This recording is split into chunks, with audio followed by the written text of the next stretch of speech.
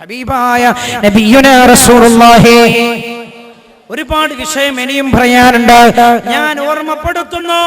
അതുകൊണ്ട് ന്യായങ്ങളൊന്നും ഉമ്മയുടെ മുമ്പിൽ വേണ്ടെന്നാ റസൂലുള്ള പറഞ്ഞത്, ഉപ്പയുടെ മുമ്പിൽ വേണ്ടെന്നാ പുണ്യനബി മുഹമ്മദ് മുസ്തഫ. വേറൊരു സഹാബി വന്നു. ആ സഹാബി വന്നിട്ടാ പറഞ്ഞത്, യാ റസൂലല്ലാഹ്, അല്ലാഹുവിന്റെ ഹബീബേ, എന്നോട് എന്റെ വാപ്പ പൈസ ചോദിച്ചെന്നെ ബുദ്ധിമുട്ടാക്കുന്നു. വാപ്പാക്ക് ഞാൻ എത്ര കൊടുത്ത് പിന്നെയും ചോദിക്കാം, വാപ്പാക്ക് ഞാൻ എത്ര കൊടുത്ത് പിന്നെയും ചോദിക്കാം. അതുകൊണ്ട് നബിയേ, അങ്ങൊന്ന് പരിഹാരം കാണണം യാ റസൂലല്ലാഹ്.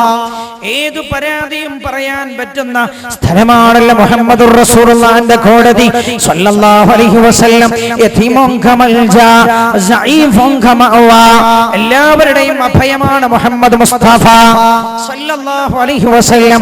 ഹബീബായ റസൂലുള്ളാഹി പിതാവിനെ വിളിപ്പിച്ചിട്ട് ചോദിച്ചു, റസൂലുള്ള ചോദിച്ചു, ഈ പിതാവിനോട്, സഹോദരാ, നിങ്ങളുടെ മകൻ ഇങ്ങനെ ഒരു പരാതി അങ്ങയെ കുറിച്ച് പറഞ്ഞിട്ടുണ്ടല്ലോ, ഇങ്ങനൊരു പരാതി പറഞ്ഞിട്ടുണ്ടല്ലോ. ഇതാണ് കേട്ടപാടെ ഈ വാപ്പണ കരഞ്ഞു, രണ്ട് കണ്ണും കണ്ണീരും വിതുമ്പി കരയുന്നു. അയാൾ പറഞ്ഞു, യാ റസൂലല്ലാഹ്, അല്ലാഹുവിന്റെ ഹബീബേ, ഇവൻ ചെറിയ കുട്ടിയായിരുന്നു അന്ന്, ഞാൻ നല്ല ആരോഗ്യ ദൃഢഗാത്രനായ യുവാവ, അന്ന് ഇവൻ ഒന്നിനും കഴിയുമായിരുന്നില്ല. യാ റസൂലല്ലാഹ്, അന്ന് എന്റെ ആരോഗ്യം മുഴുവൻ ഞാൻ ചെലവഴിച്ച് അധ്വാനിച്ചത് ഇവന്റെ ആഗ്രഹങ്ങൾ തീർക്കാൻ. ശരിയല്ലേ? അവന് വേണ്ട വസ്ത്രം വാങ്ങാൻ, ഭക്ഷണം വാങ്ങാൻ, വിദ്യാഭ്യാസത്തിന്, പാർപ്പിടത്തിന്, എന്റെ മക്കൾ നല്ല വീട്ടിൽ താമസിക്കണമെന്ന് വിചാരിച്ചു. എല്ലാം ഞാൻ അവർക്ക് വേണ്ടി ചെലവഴിച്ചു. യാ റസൂലല്ലാഹ്, ഇപ്പോൾ എനിക്ക് പ്രായമായി, ഒന്നിനും കഴിയാത്ത അവസ്ഥയായി. അവനാണെങ്കിലോ എല്ലാറ്റിനും കഴിയുന്ന നല്ല ആരോഗ്യമുള്ള അവസ്ഥ. നബിയേ, ഞാൻ അവരോട് എന്റെ ജീവിതത്തിന് ആവശ്യമുള്ള വല്ലതും ചോദിക്കുമ്പോൾ ഞാൻ ഒന്നും ബാക്കി വെച്ചില്ല യാ റസൂലല്ലാഹ്. അധ്വാനിച്ചുണ്ടാക്കിയ കാലത്ത് ഞാനൊന്നും ബാക്കി വെച്ചില്ല. എന്തെങ്കിലും ഞാൻ അന്ന് സൂക്ഷിച്ചു വെച്ചെങ്കിൽ ഇവരെ ആരെയും ആശ്രയിക്കേണ്ടിയില്ലായിരുന്നു. പക്ഷെ ഞാനെല്ലാം എന്റെ മക്കൾക്ക് വേണ്ടി ചെലവഴിച്ചു നബിയേ യാ റസൂലല്ലാഹ്. അതുകൊണ്ട് എന്റെ കയ്യിലൊന്നുമില്ല. ഞാൻ ഇവനോട് എന്റെ ആവശ്യത്തിന് വല്ല പണവും ചോദിച്ചാൽ അവൻ എന്നോട് ദേഷ്യപ്പെടുകയാണ്. യാ റസൂലല്ലാഹ്, ഇതങ്ങ് പറഞ്ഞ് ഈ സ്വഹാബി അങ്ങ് കരഞ്ഞപ്പോ അല്ലാഹുവിന്റെ ഹബീബിന്റെ കണ്ണും നിറഞ്ഞു പോയി. മുത്തുനബി സല്ലല്ലാഹു അലൈഹി വസല്ലമ തങ്ങൾ തന്റെ ചുറ്റുഭാഗത്തുമുള്ള സ്വഹാബത്തിനോട് പറഞ്ഞു, സ്വഹാബാ, ഈ പിതാവ് പറഞ്ഞ ഈ വാക്ക് കേട്ട കുല്ലു മദരിൻ വഹജറിൻ ഇല്ലാ ബകാ വമിൻ മദരിൻ വഹജറിൻ, ഇയാൾ പറഞ്ഞ ഈ വാക്ക് കേട്ട എല്ലാ കല്ലും മണ്ണും ഇല്ലാ ബകാ, കരയുന്നുണ്ടെന്ന് നബിയുനാ റസൂലുള്ളാഹി സല്ലല്ലാഹു അലൈഹി വസല്ലം. ശ്രദ്ധിക്കണം, വാപ്പയെ വലിച്ചെറിഞ്ഞിട്ട് നാട്ടിന്റെ വലിയ കാര്യപ്പെട്ട ആളായിട്ട് സ്വർഗത്തേക്ക് പോകാൻ വിചാരിക്കണ്ട. ഉമ്മയെ വീട്ടിനകത്തിട്ട് പ്രയാസപ്പെടുത്തിയിട്ട് നാട്ടിന്റെ കാര്യപ്പെട്ട ആളായി ജനങ്ങൾക്കിടയിൽ നല്ലവനായി രക്ഷപ്പെടാമെന്ന് വിചാരിക്കണ്ട. എന്നാ ഉമ്മയുടെയും ഉപ്പയുടെയും സ്നേഹവും അവരുടെ മനസ്സിന്റെ സന്തോഷം കിട്ടിയാലോ സ്വർഗത്തിലാണ്. കലീമുല്ലാഹി മൂസ അലൈഹിസ്സലാത്തു വസ്സലാം അല്ലേ, മൂസാ നബി അലൈഹിസ്സലാത്തു വസ്സലാമിനോട് അല്ലാഹു പറഞ്ഞു, മൂസാ നബിയെ, ഒരിക്കൽ റബ്ബിനോട് മൂസാ നബി പല കാര്യം പടച്ചവനോട് പറഞ്ഞല്ലോ, പലതും പറഞ്ഞു. ഒരിക്കൽ റബ്ബിനോട് പറഞ്ഞു, അല്ലാഹുവേ, നിന്നെ എനിക്ക് കാണണോ. അപ്പോഴാ അല്ലാഹു പറഞ്ഞു, കാണാൻ കഴിയൂല മൂസാ നബി. അത് പറഞ്ഞാൽ പറ്റില്ല, കാണണം പറഞ്ഞു. കാണാൻ കഴിയില്ല മൂസാ നബിയെ. അപ്പൊ പറഞ്ഞു, പറ്റില്ല, കാണണോന്ന് പറഞ്ഞു. അപ്പോഴാ പറഞ്ഞത്, ആ കാണുന്ന പർവ്വതത്തിലേക്ക് ശ്രദ്ധിച്ചോളൂ. ആ പർവ്വതം അവിടെ സ്ഥിരമായി നിന്നാൽ നിങ്ങൾക്ക് എന്നെ കാണാം. അല്ലാഹുവിന്റെ പ്രകാശത്തിന്റെ കോടാനകോടി അംശങ്ങളിൽ നിന്ന് ഒരംശം ആ മലയിലേക്കാണ് പ്രത്യക്ഷപ്പെട്ടില്ല. ജഅലഹു ദക്കാ വഖറ മൂസാ സഇഖാ, ആ മല പൊടിഞ്ഞുപോയി. ഈജിപ്തിലാണ് മല. 16-ാം തീയതി ഈ വരുന്ന 16 ഈജിപ്തിലേക്ക് ഒരു യാത്രയുണ്ട്. ഫലസ്തീൻ, ഇസ്രായേൽ, ഈജിപ്ത്, ജോർഡാൻ. ആ മല കഴിഞ്ഞ തവണ പോയപ്പോൾ കണ്ടു. കുറെ ആളുകളൊന്ന് കാണണം എന്ന് താല്പര്യപ്പെട്ട ആളുകൾ കൂടെയുള്ള ഒരു യാത്രയാണത്. അതിന്റെ തൊട്ടടുത്ത തൂർ സീനാ പർവ്വതം, അല്ലാഹു തൗറാത്ത് കൊടുത്ത മല. അതിന് തൊട്ടടുത്ത അവിടെ തന്നെയാണ് അല്ലാഹുവിന്റെ സംസാരം മൂസാ നബി കേട്ട വൃക്ഷം. 3000 കൊല്ലായി ഇപ്പോഴും അങ്ങനെ തന്നെ കിടക്കുക, യാതൊരു മാറ്റവും. അത്ഭുതം. മഹാനായ മൂസാ നബി പലതും ചോദിച്ചു. ആ കൂട്ടത്തിൽ ഒരിക്കൽ അല്ലാഹുവോട് പറഞ്ഞു, റബ്ബേ അരിനീ റഫീഖീ ഫിൽ ജന്ന. പടച്ച റബ്ബേ, സ്വർഗ്ഗത്തിലെ എന്റെ കൂട്ടുകാരനെ എനിക്ക് കാണിച്ചു തരണേ തമ്പുരാനെ. അപ്പൊ മൂസാ നബിയോട് അല്ലാഹു പറഞ്ഞു, മൂസാ നബി ഇന്നാലിന്ന സ്ഥലത്ത് ഒരാളുണ്ട്, അവിടെ പോവാ നിങ്ങൾ. അവിടെ ഇന്നാലിന്ന സ്ഥലത്ത് ആ അങ്ങാടിയിൽ ഒരു മാംസ കച്ചവടം ചെയ്യുന്ന ആളുണ്ട് മൂസാ നബിയെ. അയാളാണ് സ്വർഗ്ഗത്തിലെ നിങ്ങളെ കൂട്ടുകാരൻ. ഇത് കേട്ടപ്പോ മൂസാ നബിക്ക് തോന്നി, മാംസ കച്ചവടക്കാരന് സ്വർഗ്ഗത്തിൽ എന്റെ കൂട്ടുകാരൻ. മൂസാ നബി ചെന്നു തന്റെ കൂട്ടുകാരനെ കാണാൻ. എന്താണ് അയാൾക്ക് സ്വർഗ്ഗത്തിലെ തന്റെ കൂട്ടുകെട്ട് നൽകിയത് എന്നറിയാനായി മൂസാ അലൈഹിസ്സലാത്തു വസ്സലാം ചെല്ലുകയാണ്. അവിടെ ചെന്നു, അയാളെ കണ്ടു. അയാൾ മാംസ കച്ചവടം ചെയ്യാം. മാംസ കച്ചവടമെല്ലാം കഴിഞ്ഞു, സാധനങ്ങളൊക്കെ അടക്കി വെച്ച അയാൾ ഇറങ്ങി നടന്നു. മൂസാ നബി അലൈഹിസ്സലാം അയാളുടെ പിന്നാലെ നടന്നു. കുറെ നടന്നയാൾ ചെന്നതൊരു ചെറ്റക്കുടിലേക്ക്. അങ്ങോട്ട് കയറി മൂസാ നബി ആ കുടിലിന്റെ അടുത്ത് ചെന്നിരുന്നു. എന്താണ് ഇയാൾക്ക് സ്വർഗ്ഗത്തിൽ എന്റെ കൂട്ടുകെട്ട് നൽകിയത് എന്ന് മൂസാ നബി ശ്രദ്ധിക്കുന്നത്. മൂസാ നബി ഇങ്ങനെ ശ്രദ്ധിക്കുകയാണ്. ഇയാൾ അകത്ത് ചെന്നു. അപ്പോഴാ മേൽഭാഗത്ത് ഘടിപ്പിച്ചിരിക്കുന്ന ഒരു പെട്ടി താഴേക്ക് ഇറക്കി വെക്കുന്നു ഇയാൾ. ആ പെട്ടിക്കകത്ത് നിന്ന് ഒരു ചീരയിൽ പൊതിഞ്ഞ, പായിലൊക്കെ പൊതിഞ്ഞ ഒരാളെ പുറത്തേക്ക് എടുത്തു വെക്കുന്നു. മൂസാ അലൈഹിസ്സലാത്തു വസ്സലാം ശ്രദ്ധിക്കുകയാണ്. അപ്പൊ എന്താ, വൃദ്ധയായ വൃദ്ധയായ ഒരു മാതാവ്, അനങ്ങാൻ പോലും കഴിയാത്തത്രയും പ്രായമായൊരു മാതാവാണ്. ആ മാതാവ് ആ വീട്ടിലുള്ളത്. മാതാവും ഇയാളുമാ. ആ ഉമ്മയെ പുറത്തെടുത്തു വെച്ചു. വസ്ത്രമൊക്കെ അഴിച്ച് അലക്കി കുളിപ്പിച്ച് വൃത്തിയാക്കി ഭക്ഷണമൊക്കെ പാകം ചെയ്ത് ഉമ്മക്ക് വയറ് നിറയെ ഭക്ഷണം കൊടുത്തു. എന്നിട്ട് അതേ പെട്ടിയിൽ തന്നെ വെച്ചിട്ട് മേൽഭാഗത്ത് ഘടിപ്പിച്ചിരിക്കുകയാ. മൂസാ നബി ശ്രദ്ധിച്ചു. ഇതൊക്കെ ചെയ്യുമ്പോ ഈ മാതാവിന്റെ ചുണ്ടിങ്ങനെ അനങ്ങുന്നുണ്ട്. മൂസാ നബി ശ്രദ്ധിച്ചു, എന്താ ഈ മാതാവ് ദുആ ചെയ്യുന്നത്? അല്ലാഹുമ്മ ഇജ്അൽ ഇബ്നീ റഫീഖ മൂസാ ഫിൽ ജന്ന. അല്ലാഹുവേ, എന്റെ മോനെ മൂസാ നബിയുടെ സ്വർഗ്ഗത്തിലെ കൂട്ടുകാരനാക്കണേ എന്നീ മാതാവ് ദുആ ചെയ്യുകയാ. ആ ദുആ അല്ലാഹു കബൂൽ ചെയ്തതാ. ഹബീബായ നബിയുനാ റസൂലുള്ളാഹി. ഞാൻ ശ്രദ്ധിക്കണം കേട്ടോ, വാപ്പാന്റെ ഉമ്മാന്റെ ദുആ ഉണ്ട്, മക്കൾക്ക് എതിരായുള്ള ദുആ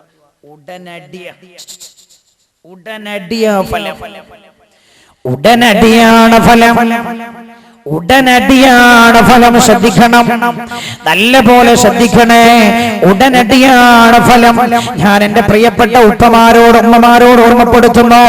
അതുകൊണ്ട് ഏതെങ്കിലും സാഹചര്യത്തിൽ എന്റെ മക്കളോട് ദേഷ്യം വന്നു പോയാൽ എതിരായി പ്രാർത്ഥിക്കരുത്. പിന്നെ ആ വേദനയും നമ്മൾ കാണേണ്ടി വരും. നമ്മൾ കാണരുത്. നിങ്ങൾക്കറിയോ, ഉമ്മാനെ കാലുകൊണ്ട് ചവിട്ടി ഒരാൾ, അയാൾ മരിച്ചത് എങ്ങനെയാണ്? ആ കാലിങ്ങനെ പിഴുത്തിട്ട് ആ കാലിന്ന് പുഴു ഇങ്ങനെ താഴേക്ക് കൊഴിഞ്ഞു വീണിട്ട് അയാൾ മരിച്ചു. ഉമ്മാനെ കാലുകൊണ്ട് ചവിട്ടിയതാ. എന്തോ ദേഷ്യം പിടിച്ചു പറഞ്ഞു. ശ്രദ്ധിക്കണം. നമ്മുടെ വീടിന്റെ അകത്ത് അല്ലാഹു നൽകിയ നിധിയാണുള്ളത് എന്ന് ഓർക്കണം. അല്ലാഹു റബ്ബുൽ ഇസ്സത്ത് അവരുമായുള്ള ബന്ധം ദൃഢമാക്കി സ്വർഗ്ഗം വാങ്ങാൻ അല്ലാഹു തൗഫീഖ് ചെയ്യുമാറാകട്ടെ. ഒരുപാട് വിഷയത്തിനകത്ത് വരുന്നുണ്ട്. ബന്ധങ്ങളാണ് ഇതിന്റെ അകത്ത് ചർച്ച ചെയ്യപ്പെടേണ്ട വിഷയം. ബന്ധങ്ങളാണല്ലോ ചർച്ച ചെയ്യപ്പെടേണ്ടത്. അതുകൊണ്ട് ഒരുപാട് വിഷയം.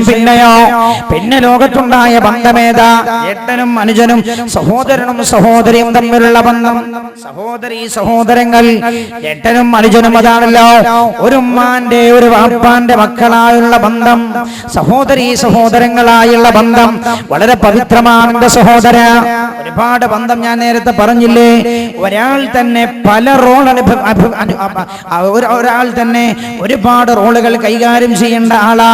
അയാൾ ചിലപ്പോ ചേട്ടനാകും, അനുജനാകും, സഹോദരനാകും, സഹോദരിയാകും, അവൾ അല്ലെങ്കിലോ അമ്മാവനാവും. ഇങ്ങനെ പല റോളുകൾ. ഏത് രീതിയിലുള്ള ബന്ധമാണോ നമുക്കുള്ളത്, ആ ബന്ധങ്ങളൊക്കെ പവിത്രമായി കാത്തു സൂക്ഷിക്കേണ്ടവരാണ് നമ്മൾ. ആ ബന്ധത്തിന് തകരാറ് വരുന്ന ഒന്നും വരാൻ പാടില്ല. ഹബീബായ നബിയുനാ മുഹമ്മദ് മുസ്തഫ സല്ലല്ലാഹു അലൈഹി വസല്ലം ശ്രദ്ധിക്കണേ. മുത്തുനബി പറയുകയാണ് സല്ലല്ലാഹു അലൈഹി വസല്ലം, അല്ലാഹു സുബ്ഹാനഹു വ തആല പടച്ച തമ്പുരാൻ അല്ലാഹു റബ്ബുൽ ഇസ്സത്ത് കുടുംബ ബന്ധത്തെ ശ്രദ്ധിക്കുകയാണ്. ഇമാം ബുഖാരിയും മുസ്ലിമും ഉദ്ധരിച്ച ഹദീസ്, അബൂ ഹുറൈറ റളിയല്ലാഹു അൻഹു ഹദീസ് റിപ്പോർട്ട് ചെയ്യുന്ന സ്വഹാബി. ഒന്നും കണ്ട് കേൾക്കണേ, നിങ്ങൾ ഈ ഹദീസ് ഒന്ന് കേൾക്കണം. ഇന്നല്ലാഹു തആല ഖലഖൽ ഖൽഖ, അല്ലാഹു സൃഷ്ടികളെ സൃഷ്ടിക്കുകയായി. ഹത്താ ഇദാ ഫറഗ മിൻഹു, അങ്ങനെ സൃഷ്ടിപ്പങ്ങ് കഴിഞ്ഞപ്പോൾ ഖാമത്തിർ റഹിം, കുടുംബ ബന്ധം അങ്ങ് എഴുന്നേറ്റ് നിന്നു. അല്ലാഹു സൃഷ്ടിപ്പ് നടത്തി, സൃഷ്ടിപ്പ് കഴിഞ്ഞപ്പോൾ കുടുംബ ബന്ധം എഴുന്നേറ്റ് നിന്നു. ഫഖാലത്, എന്നിട്ട് കുടുംബ ബന്ധം പറഞ്ഞു, ഹദാ മുഖാമുൽ ആഇദ് ബിക മിനൽ ഖതിആ, ഇത് കുടുംബ ബന്ധത്തെ വിച്ഛേദിക്കുന്നവരിൽ നിന്ന് കാവൽ ചോദിക്കാനുള്ള സ്ഥലമാണല്ലോ അല്ലാഹുവേ. കുടുംബബന്ധം എഴുന്നേറ്റെന്ന് പറഞ്ഞു. എന്നെ മുറിച്ചു കളയുന്ന ആളുകളോട് കാവൽ ചോദിക്കാനും തേടാനുമുള്ള സമയമാണല്ലോ ഇത്. അപ്പോൾ അല്ലാഹു പറഞ്ഞത്രേ, നഅം, എവിടെങ്കിലുള്ള ഹദീസല്ല ഇമാം ബുഖാരി മുസ്ലിം. അപ്പൊ റബ്ബ് പറഞ്ഞത്രേ, നഅം, അതെ. അപ്പൊ അല്ലാഹു ചോദിക്കുകയാണ്, മാ തറലൈന, കുടുംബ ബന്ധമേ നീ ഇഷ്ടപ്പെടുകയില്ലയോ, നീ സംതൃപ്തയാവുകയില്ലയോ, അന്നസുലമൻ വസലകി, നിന്നെ ചേർത്തവനുമായി മാത്രമേ ഞാൻ ബന്ധമുള്ളൂ എന്ന സംഗതി നിന്നെ സന്തോഷിപ്പിക്കുകയില്ലയോ? നീ കുടുംബ ബന്ധത്തെ ചേർക്കുന്നവരാരാണോ അവരുമായി ഞാൻ ബന്ധമുള്ളൂ. നിന്നെ മുറിച്ചു കളയുന്നവരാരാണോ അവരുമായുള്ള ബന്ധം ഞാനും മുറിച്ചു കളഞ്ഞിരിക്കുകയാണ്. ഇത് നിന്നെ സന്തോഷിപ്പിക്കുകയില്ലയോ? കാലത്തപ്പോൾ കുടുംബ ബന്ധം പറഞ്ഞത്രേ, ബലാ, അതെ അല്ലാഹുവേ, ഞാൻ സംതൃപ്തനാകുന്നതാണ്. അപ്പോൾ അല്ലാഹു പറഞ്ഞു, ഫദാലിക ലകി, അത് നിനക്ക് ഞാൻ തന്നിരിക്കുകയാണ്. ഹബീബായ നബിയുനാ റസൂലുള്ളാഹി സല്ലല്ലാഹു അലൈഹി വസല്ലം തങ്ങൾ പിന്നെ അതാ ഈ ആയത്ത് അങ്ങ് ഓതുകയാണ്. ഫഹൽ അസൈതും മിൻ തവല്ലൈതും അൻ തുഫ്സിദൂ ഫിൽ അർളി വതുഖത്തിഉ അർഹാമകും ഉലൈകല്ലദീന ലഅനഹുമുല്ലാഹു ഫഅസമ്മഹും വഅമാ അബ്സാറഹും. അല്ലാഹുവിന്റെ ഹബീബ് ആയത്ത് അങ്ങ് ഓതി. അല്ലാഹുവിന്റെ വിശുദ്ധാഹുവിന്റെ ഭൂമിയിൽ നാശമുണ്ടാക്കുന്ന ആളുകൾ. എന്നിട്ട് പിന്നെ പറഞ്ഞതെന്താ? വതുഖത്തിഉ അർഹാമകും, മാത്രമല്ല നിങ്ങളുടെ കുടുംബ ബന്ധം മുറിക്കുകയും ചെയ്യുന്ന ആളുകൾ. ചില ആളുകളൊക്കെ നിസ്സാര പ്രശ്നത്തിന് വേണ്ടി കുടുംബ ബന്ധം മുറിക്കുന്നത്. എന്നോടൊരാൾ ഇപ്പടുത്ത് പറഞ്ഞു, വലിയ സ്നേഹബന്ധത്തിലായിരുന്നു. 3 കൊല്ലം മുമ്പ് ആ കുടുംബത്തിൽപ്പെട്ട 3 പേർ നമ്മുടെ കൂടെ ഹജ്ജിനുണ്ടായിരുന്നു. എന്നെ വിളിച്ചു, ഈ വിഷയത്തിന് എന്ത് പരിഹാരം എന്ന് ചോദിച്ചിട്ട്. എന്താ വിഷയം? ഞാൻ അന്വേഷിച്ചു നോക്കുമ്പോ ഇതിലെ ഒരു സഹോദരൻ 3 സഹോദരങ്ങളും 5 സഹോദരിമാരുമാവുള്ളത്. ഇതിലെ രണ്ടാമത്തെ ആള് പറയാണത്രേ, ഉമ്മയെ അന്ന് നോക്കിയത് ചെറിയ ആളായിരുന്നു. ഇതിലെ രണ്ടാമത്തെ ആള് പറയാണത്രേ, ഉമ്മാനോട് കുറെ പൈസ അവൻ മാറ്റിയിട്ടുണ്ട്. മഹാനായ നബിയുനാ മുഹമ്മദ് മുസ്തഫ, മഹാനായ നബിയുനാ മുഹമ്മദ് മുസ്തഫ സല്ലല്ലാഹു അലൈഹി വസല്ലം തങ്ങൾ പറഞ്ഞത് ശ്രദ്ധിക്കണം. ഇതിലേക്ക് കടന്നു വന്നു. വിഷയമേറെ ബാക്കിയിരിക്കാൻ ഞാൻ അവസാനിപ്പിക്കുകയാണ്.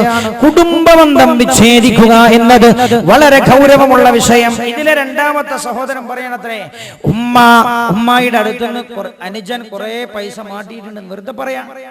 ഞാൻ ഈ ഉമ്മയുമായി സംസാരിച്ചു. ഉമ്മനോട് പറഞ്ഞു, ഉസ്താദേ, ഞാൻ രോഗിയാണ്, എന്നെ ചികിത്സിക്കാനൊക്കെ ഒരുപാട് പൈസ ഞാൻ അവനെ ചെലവായിട്ടുണ്ട്, ഞാൻ കുറച്ചൊക്കെ ഒന്ന് കൊടുത്തിട്ടുണ്ട്. എന്നിട്ട് ഉമ്മ പറയാണ്, എനിക്ക് ഇന്നാലിന്ന സ്ഥലത്ത് വരുമാന മാർഗങ്ങളുണ്ട്, അതെന്റെ വാപ്പ വഴിക്ക് എനിക്ക് കിട്ടിയതാണ്. രണ്ടാമത്തവൻ പറയണത്രേ, ഉമ്മ, നിങ്ങൾ ഇനി നിങ്ങൾ സ്വൈര്യമായി ജീവിക്കണോ? നിങ്ങളുടെ സ്വത്തിന്റെ ആധാരം എന്റെ കയ്യിൽ തരണം. രണ്ടാമത്തവൻ പറയാം, എന്റെ കയ്യിൽ തരണം. സ്വൈരമായി നിങ്ങൾക്ക് ജീവിക്കാൻ കഴിയില്ല. ഇവൻ പറയണത്രേ, ഏറ്റവും ചെറിയ അനുജന ഞാൻ അവന്റെ ജീവനെടുക്കും. രണ്ടാമത്തവൻ പറയാൻ, മൂന്നാമത്തവന്റെ ജീവൻ ഞാൻ എടുക്കും. ഈ പെങ്ങന്മാര് കരഞ്ഞിട്ട് പറയാ, ഉമ്മ ജീവിച്ചിരിക്കുന്ന കാലത്തൊരു മയ്യിത്ത്, മകന്റെ മയ്യിത്ത് കാണാനുള്ള ഇടവരുത്തരുത്. ഞാൻ ചിന്തിച്ചു, എന്താ കാരണം? ഈ സ്നേഹബന്ധം തകർന്നത് സ്വത്തിൽ നിന്ന്. എന്റെ സഹോദര, സ്വത്തിൽ നിന്ന് എന്നോട് ചോദിച്ചു, ഉമ്മ ജീവിച്ചിരിക്കുന്ന സമയത്ത് തന്നെ സ്വത്ത് വീതിക്കണം എന്ന വല്ല നിയമമുണ്ടോന്ന്? ഞാൻ പറഞ്ഞു, ഇല്ല. ഉമ്മായുടെ സ്വത്ത് ഉമ്മാക്ക് ഇഷ്ടം പോലെ തന്നെ ചെയ്യാം, ഒരു തകരാറില്ല. പക്ഷേ അവസാനം ഇവരെല്ലാം ഉമ്മ പറയണത്രേ, വേണ്ട, ഞാൻ അവരെ കച്ചറുണ്ടാക്കരുത്, എന്റെ ചെറിയ മോന്റെ ജീവൻ നഷ്ടപ്പെടുമോ എന്ന് ഞാൻ ഭയപ്പെടുന്നു. അതുകൊണ്ട് ഞാൻ സ്വത്ത് മുഴുവൻ അവർക്ക് എഴുതി കൊടുത്തോളാം. നിങ്ങൾ ചിന്തിക്കണം, ഒരു മാതാവിനെ ഇട്ട് വരട്ടിയിട്ട് പേടിപ്പിച്ചു നിർത്തിയിട്ട് സ്വത്തിന് വേണ്ടി മക്കൾക്ക് അടിപിടി കൂടുന്ന രംഗം നിങ്ങൾ ചിന്തിക്കണേ.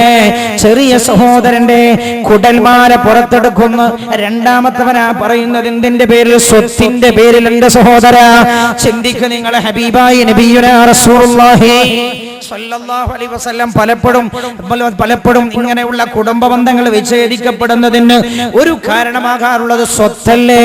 ചിന്തിക്ക്, ഈ സ്വത്താരെങ്കിലും ഭൂമിയിൽ നിന്ന് കൊണ്ടുപോയിട്ടുണ്ടോ? ഞാൻ പലപ്പോഴും ചിന്തിക്കാറുണ്ട്.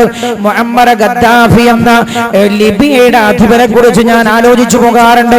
അമേരിക്കയെ പേടിപ്പിച്ചു നിർത്തിയ ആ ലക്ഷക്കണക്കിന് സൈനികരുടെ അകമ്പടി ഉണ്ടായിരുന്ന മുഅമ്മർ ഗദ്ദാഫി ഞാൻ ചിന്തിച്ചു പോകാറുണ്ട്. നിങ്ങൾ ചിന്തിക്കണം, വലിയൊരു രാജ്യത്തിന്റെ അധിപനായ മുഅമ്മർ ഗദ്ദാഫി മരിക്കുമ്പൊന്നും കൊണ്ടുപോയിട്ടില്ല, മരിക്കുമ്പോഴൊന്നും കൊണ്ടുപോയിട്ടില്ല. ചിന്തിക്കണേ, ആര് ബന്ധം മുറിച്ചു കളയുന്നവാ അവനുമായി ഞാൻ ബന്ധമില്ലെന്ന് രാജാതിരാജനായ അല്ലാഹു പ്രഖ്യാപിക്കുകയാണ്. മഹാനായ നബിയുനാ റസൂലുള്ളാഹി സ്വല്ലല്ലാഹു അലൈഹി വസല്ലം തങ്ങൾ നമ്മെ പഠിപ്പിക്കുകയാണ്. അതുകൊണ്ട് ഞാൻ ഓർമ്മപ്പെടുത്താൻ ഞാൻ നിർത്തുന്നു. ഒന്ന് ഉസ്താദ് വന്നല്ലോ, ഉസ്താദ് സംസാരിക്കും. മാത്രമല്ല, ഏറെ നേരം നീട്ടിക്കൊണ്ടുപോകാൻ നമ്മുടെ സദസ്സിന് സാഹചര്യമില്ല എന്നും നിങ്ങൾക്കറിയാമല്ലോ, എന്നെക്കാളും കൂടുതൽ നിങ്ങൾക്കറിയാമല്ലോ. ഏറെ പറയാനുള്ള സാഹചര്യവും നമ്മുടെ സദസ്സിലില്ല. മഹാനായ ഉസ്താദ് അവറുകളെ നമുക്ക് ഇന്ന് നിധിയായി വെള്ളിയാഴ്ച രാവിലെ നമുക്ക് കിട്ടിയതാണ്.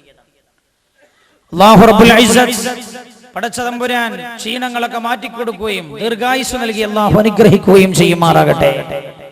മഹാരഥന്മാരായ നമ്മുടെ ആലിമീങ്ങൾ, ഒരുപാട് ആളുകൾ ഞാൻ ഇന്നലെ പറഞ്ഞ പോലെ വന്യവയോധികരാണ്. അവരുടെ ഇൽമ കൊണ്ട് സമുദായത്തെ സമ്പന്നമാക്കാൻ അല്ലാഹു തൗഫീഖ് ചെയ്യുമാറാകട്ടെ. ഞാൻ ഓർമ്മപ്പെടുത്തുന്നു, ഉസ്താദ് ഇവിടെ സംസാരിക്കാൻ ഉദ്ഘാടനം നടക്കാനിരിക്കുകയാണ്. അത് കഴിഞ്ഞാൽ ബാക്കി കാര്യങ്ങൾ നമ്മൾ സംസാരിക്കാനുണ്ട്, ബാക്കി നമുക്ക് പറയാനിരിക്കുന്നുമുണ്ട്.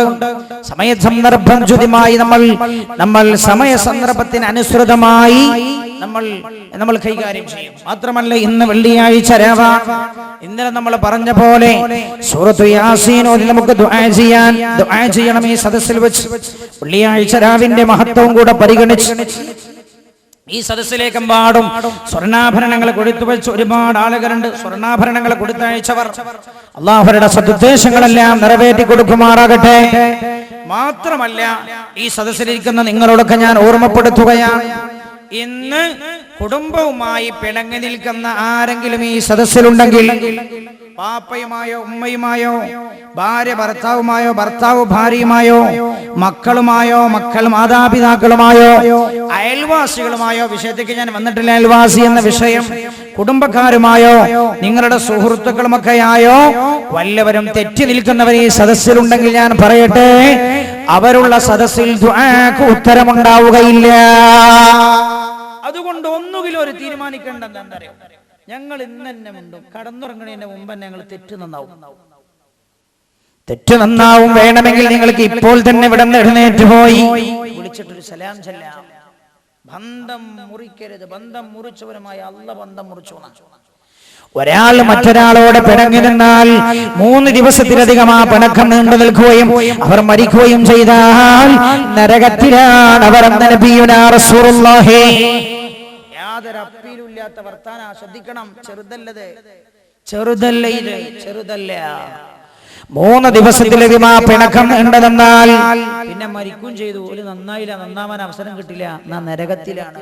ശ്രദ്ധിക്കണേ. വലിയ നിസ്കാരക്കാരായിട്ട് കാര്യമില്ല, കുടുംബവുമായുള്ള ബന്ധം നമ്മൾ ചേർക്കണം. അല്ലാഹു തൗഫീഖ് ചെയ്യട്ടെ.